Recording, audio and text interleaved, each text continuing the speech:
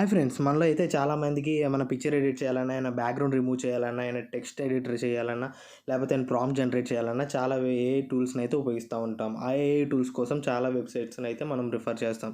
అయితే నేను ఈరోజు చెప్పే వెబ్‌సైట్‌లో 3500 ఏఐ టూల్స్ ఒకే వెబ్‌సైట్‌లో ఉంటాయి. అయితే మీరు ఆ టూల్స్‌ని ఉపయోగించుకొని మీకు కావాల్సిన ప్రాంప్ట్ గానీ, మీరు కావాల్సిన ఏమైనా ఎడిట్ చేసుకోవాలనుకున్నా, మీరేమైనా బ్యాక్‌గ్రౌండ్ రిమూవ్ చేసుకోవాలన్నా, మీ పిక్చర్‌ని ఎలా అయినా ఎడిట్ చేసుకోవచ్చు.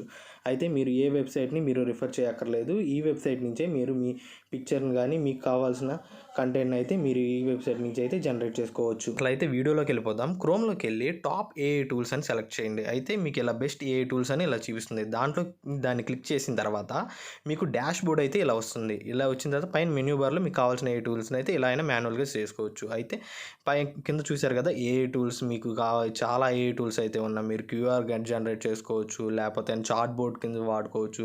ప్రాంప్ట్ జనరేట్ చేసుకోవచ్చు. మీకు కావాలంటే మీ ఇమేజ్‌ని బఫర్ కింద చేసుకోవచ్చు. బ్యాక్‌గ్రౌండ్‌ని రిమూవ్ చేసుకోవచ్చు.